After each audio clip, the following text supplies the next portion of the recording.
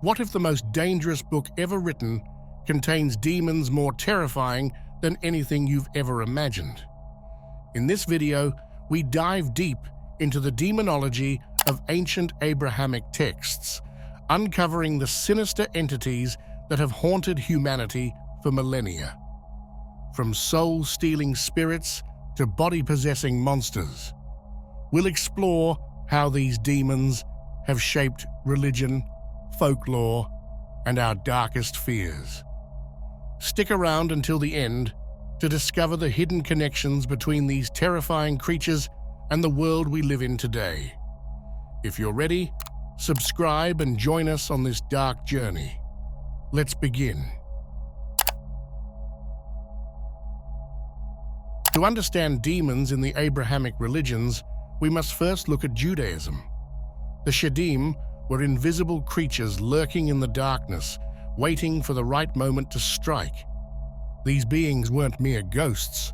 Their influence could be felt in the sudden chill in the air, or the inexplicable sensation of being watched in the middle of the night.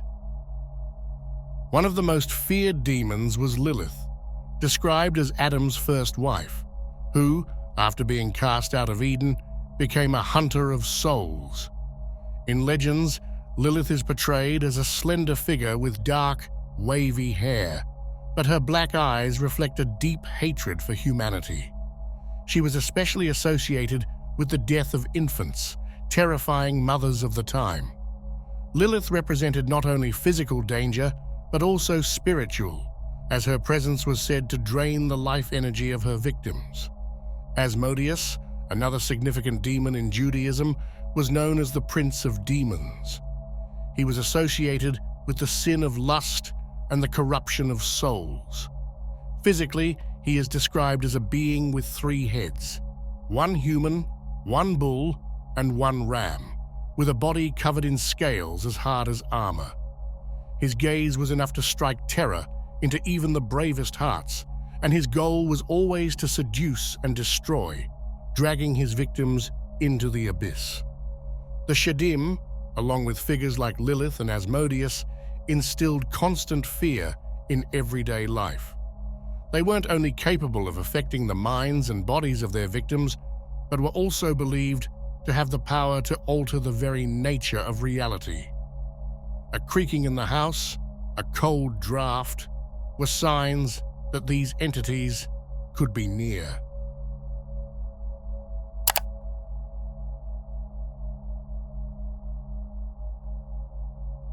With the advent of Christianity, demons took on a new identity: fallen angels.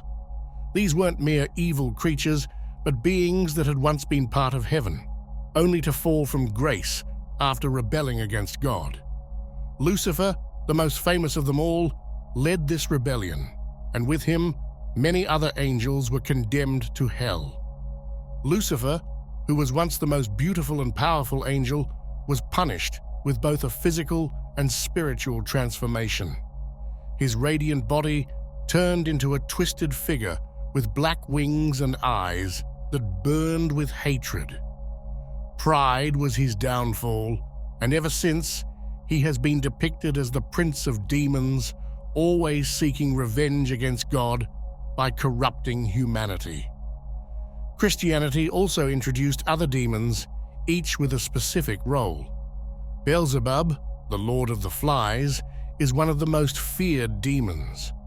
His appearance is repulsive, with insect wings and a bloated body filled with corruption. He was said to bring plagues and diseases to the lands he walked upon, and his breath could rot crops in a matter of days. Beelzebub is the demon of gluttony and pestilence, always lurking where decadence is strongest. Leviathan, a demon associated with the sea, is described as a gigantic sea serpent that wraps around its victims and drags them into the depths. He is not only a physical threat, but represents primordial chaos, the embodiment of the anarchy that exists outside God's order. His skin is as hard as iron, and his mouth is filled with teeth as sharp as blades. The concept of demons in Christianity is deeply tied to the fear of rebellion and the loss of divine favor. The fallen demons served as reminders of what could happen if one strayed from the light.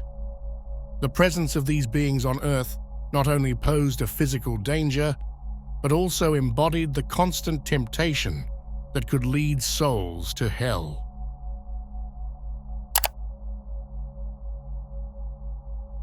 In Islamic tradition, demons take on a unique form. They are the Djin, spirits created from smokeless fire, capable of taking human or animal shapes. While some Djin may be benign, others are filled with malice and seek to harm humans. The most well-known of these is Iblis, the Islamic version of Satan, who rebelled against Allah and was condemned to roam the earth, tempting men. Iblis is described as a being of fire who can take human form, though in his true form he is a creature of immense power, with burning eyes and skin that glows with eternal fire. His mission is to lead humanity astray from the righteous path, whispering doubts and temptations into people's ears, encouraging them to disobey Allah. Jinn are not visible to the naked eye, but their presence can be felt. It is said they can enter homes through cracks and shadows, and once inside, they can cause madness, illness, or even possessions. Accounts describe people who, when possessed by a jinn, became violent. Their voices changed and their bodies adopted unnatural postures. Exorcising a jinn was not easy, requiring specific prayers and the help of a cleric to free the victim. Unlike the demons of other Abrahamic religions, jinn have a more neutral nature. While many are dangerous, not all seek to do harm. However, their unpredictability is what makes them terrifying. A jinn might offer wealth, power, or fulfill wishes, but everything comes at a price. Folktales warn that dealing with a jinn always ends badly, as their true nature is deceptive and treacherous.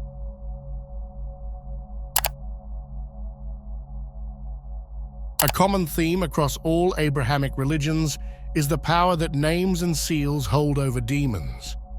Knowing the true name of a demon is the key to controlling or banishing it. In the Book of Tobit, for example, when the Archangel Raphael banishes the demon Asmodeus, he does so by revealing his name. Exorcisms in Christianity and Islam rely heavily on this concept. Priests and clerics performing exorcisms attempt to discover the name of the possessing demon, as without it, it is nearly impossible to control them. It is said that demons hate revealing their true name, as it strips them of power and exposes them to control. In addition to names, demonic seals are tools used to invoke or protect oneself from these entities. These seals are ancient symbols believed to contain the power to control demons. In the grimoire Ars Goetia, for instance, one finds seals that invoke the 72 demons who follow Lucifer. Using these seals with the correct formula could grant access to unimaginable power, but at the risk of losing one's soul if something goes wrong.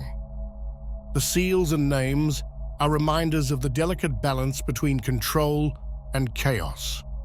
For those seeking protection from dark forces, knowing the correct rites, words, and symbols is crucial.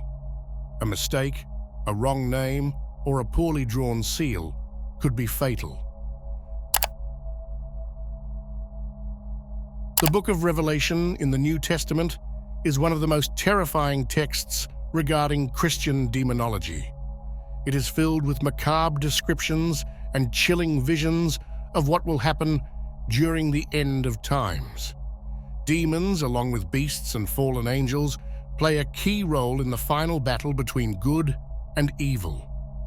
One of the most feared demons in this book is Abaddon, known as the Angel of the Abyss. His appearance is terrifying. He is described as a colossal figure covered in black scales, with wings that spread like a cloud of darkness. His head, crowned with twisted horns, resembles a mix between a dragon and a deformed human. Abaddon commands an army of monstrous locusts that have the power to torture humanity but not kill them, a punishment reserved only for those who do not bear the seal of God on their foreheads. These locusts are horrifying creatures. Their bodies are the size of war horses, with scorpion-like tails that inject unimaginable pain into their victims. They have distorted human faces, long hair like a woman's, but their teeth are like lions, capable of tearing flesh. Their wings create a deafening roar as they fly, covering the sky in a dark tide. This army of demons symbolizes the chaos unleashed on Earth during the last days, where humans face endless torment before their final judgment. Another significant demonic figure in Revelation is the beast from the sea, which emerges from the deep waters with 10 horns and 7 heads. Each head is adorned with a crown, symbolizing the corrupt kingdoms that will fall under the Antichrist's rule. Its eyes burn with infernal fire, and its body is a mix of different creatures, as if nature itself had been corrupted to create this abomination. The beast embodies demonic power on Earth and, alongside the dragon, will bring devastation to the human realms. These demons of the apocalypse are not just symbols of evil, but warnings of the horror that could be unleashed when divine order collapses and infernal beings are set free from their chains.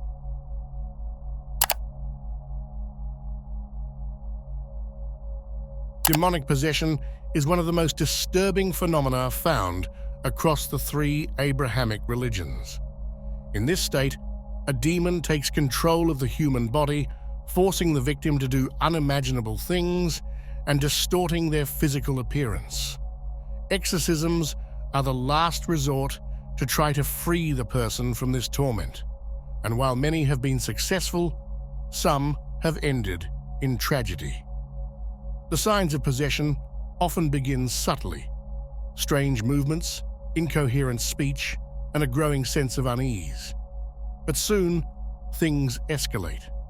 Bodies contort in inhuman ways, and the voices that emerge from the possessed are not their own, but those of entities that mock, curse, and claim dominion. It's said that the eyes of the possessed change, becoming empty or entirely black, while their skin stretches and pales, leaving behind unexplained marks. Baal, a high-ranking demon in Christianity, is known for possessing his victims and manifesting through a nauseating stench that fills the room, often accompanied by the appearance of insects, one of his signature signs. The Gospel of Mark describes how Jesus confronted a legion of demons that had possessed a man.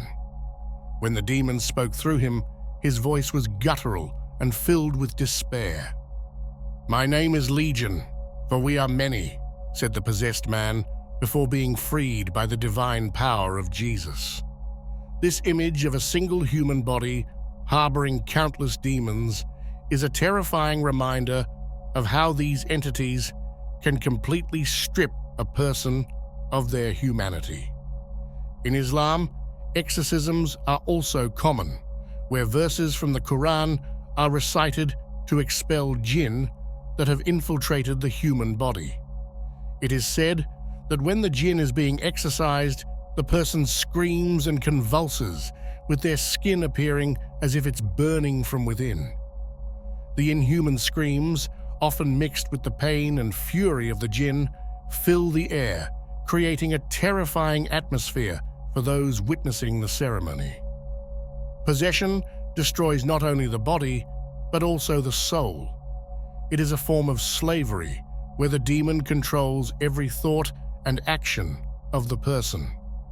And while exorcisms can free the victim, the scars of having been under the dominion of a demonic being can last a lifetime.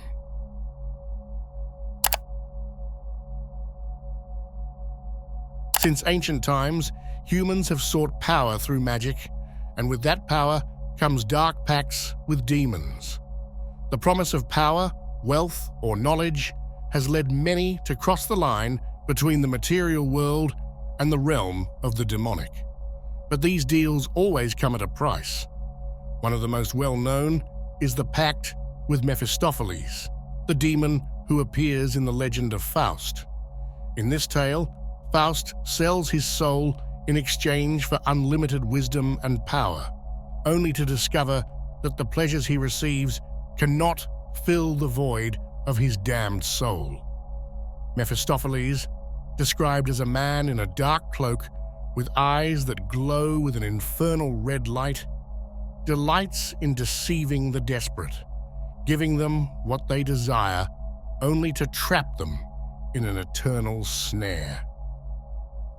In the world of grimoires, ancient books of magic, instructions on how to summon demons and bind them to the magician's will are detailed.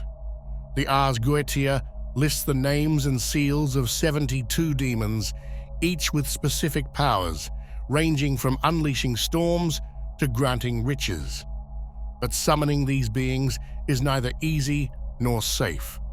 Magicians had to draw protective circles and recite specific formulas to prevent the demon from breaking free and destroying them. It's said that those who failed in the rituals suffered a horrific death, being devoured by the demon or driven mad before dying. Paimon, one of the most powerful demons in the Goetia, is known for his majestic appearance. He rides a camel and is followed by a legion of lesser spirits. He often appears as a man with a golden crown and a deep voice that resonates like thunder. Paimon promises wisdom and dominion over the world, but those who deal with him must offer something in return, and it is rarely something material. The price is often the soul. The Necronomicon, though fictional, has become a symbol of the dangers of demonic magic. This book supposedly allows the summoning of the oldest and most powerful demons, beings capable of destroying the world. Accounts suggest that those who read it lose their sanity, their bodies warping as the demons corrupt them from within. Demonic pacts have always fascinated humans, but what many forget is that demons never offer anything without asking for something in return. And what they demand is always more than anyone is willing to give. Demonology in the Abrahamic religions is a window into humanity's deepest fears and shadows. Throughout history, these demons have served as warnings, symbols of temptation and chaos, and personifications of the darkest forces in the universe.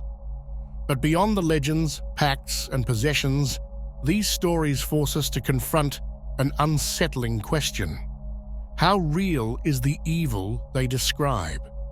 And if these demons are reflections of our own fears, what does that say about our nature? The fear of the unknown, of hidden power, and of the inexplicable is a constant in human history. Generation after generation, we have wondered if there is something beyond what we can see and control, something dark and terrifying, waiting to be discovered. Perhaps the true threat doesn't come from these beings of the underworld, but from the uncontrollable curiosity that drives us to seek them. At the end of the day, demons, real or symbolic, challenge us to face our own darkness. And it is in that confrontation that we discover whether we are truly prepared to deal with forces we do not fully understand. If you've made it this far, perhaps you are seeking more than just stories. Perhaps dark and esoteric knowledge calls to you. If that's the case, don't forget to like this video, subscribe to the channel, and activate notifications, because the journey into the unknown has just begun, and only the brave continue.